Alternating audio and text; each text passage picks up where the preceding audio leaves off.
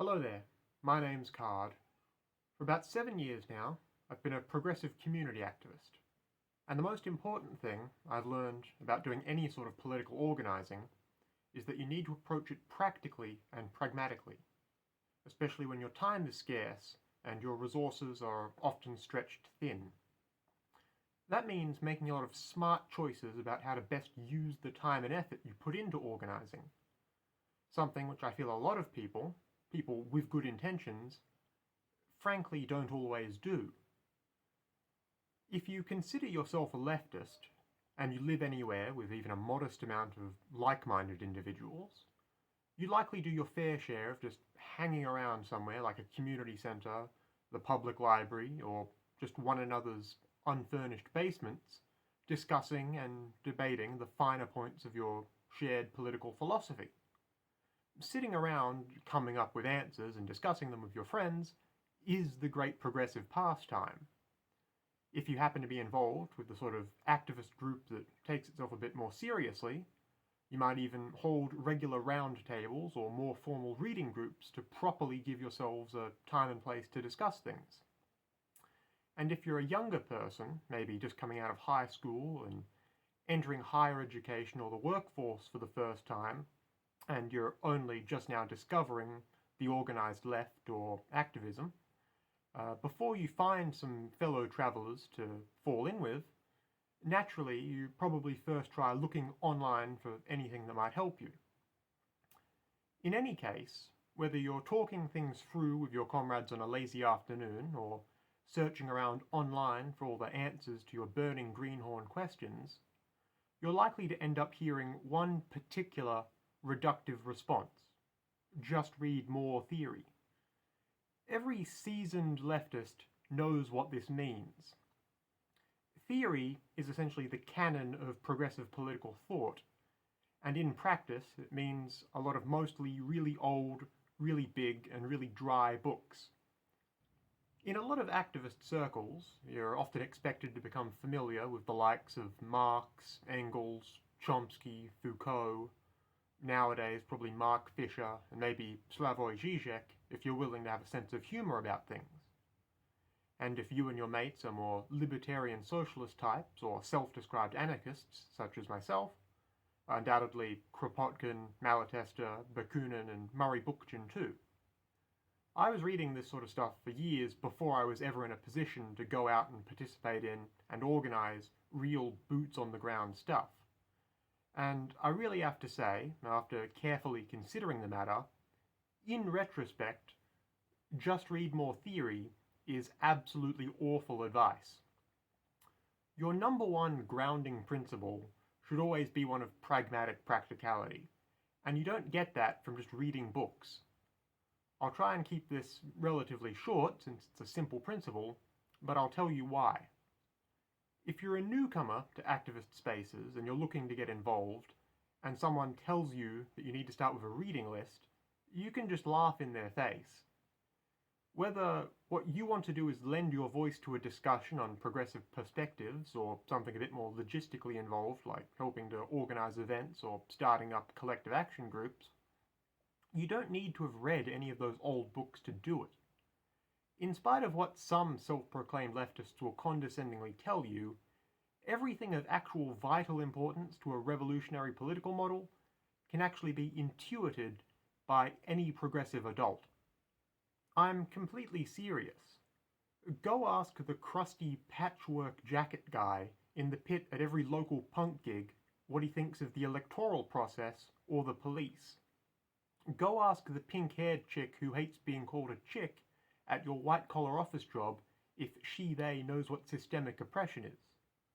Go ask the old ladies in the second row of pews at church who have been protesting war in the Middle East since the Carter administration what they think about Western interventionism.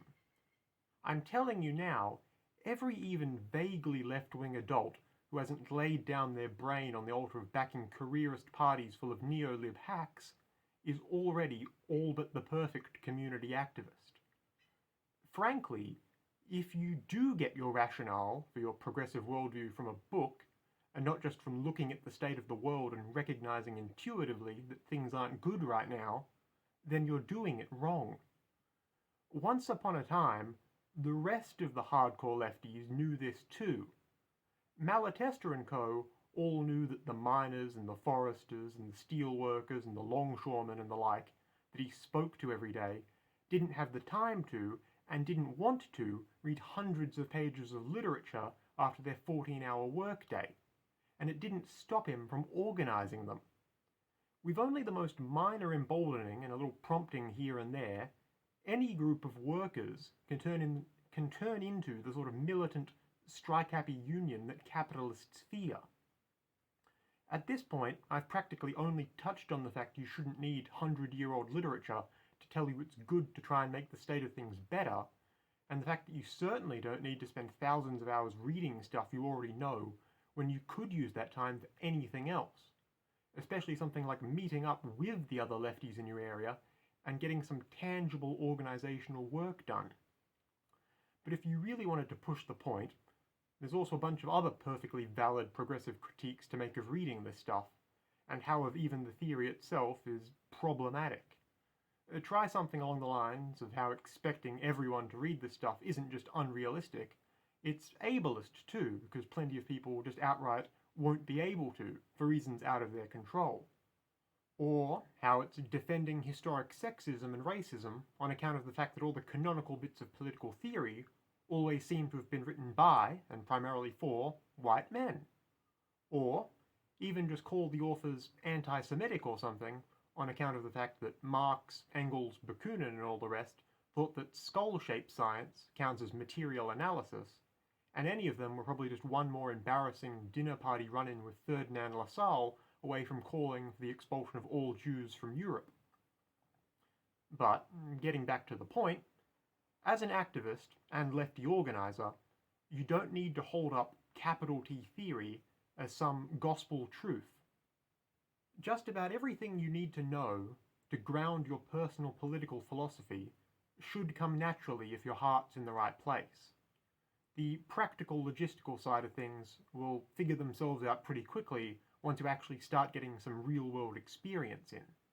And remember, if you're ever scoping out a prospective group of lefties to organise alongside, and any of them tell you otherwise, they're either probably a bit too politically big for their own boots, and trying to gatekeep anyone who won't comport to their own ideas by boasting about how many books they claim to have read, or even worse, they're the sort of Trotsky or Lenin fan who thinks 99% of people are upright cattle who need to fall in line behind a vanguardist leader, who is, always incidentally, themselves. That latter kind of theory fan are barely leftists. They're actually self-interested strivers putting on a vogue, tanky aesthetic for their own gain. And anyone who tries to tell you that community solidarity requires a chain of command, whether explicit, implicit, elected or otherwise, is lying outright to you, and they should be put back in their place just as you would any reactionary. Just to make myself clear, I'm not advocating an anti-intellectual line here, and I'm certainly not saying we need to ditch the concept of reading altogether. But I am saying, trust me, you're ready to start organising right now, even without having read a single mouldy old door jam written by some syphilitic Russian guy from 100 years ago. And anyone who tells you otherwise is either a woefully misinformed poser with no real-world experience, or simply a bad actor with ulterior motives. Value your own knowledge. Value your own intuition of what is and isn't right. And most of all, value your own fleeting time, and don't squander it because you feel like you need to read theory you're not interested in just to keep up appearances. Once again, my name's Card. Thank you for your attention. Goodbye for now, and subscribe to this channel if you'd like to hear from me again.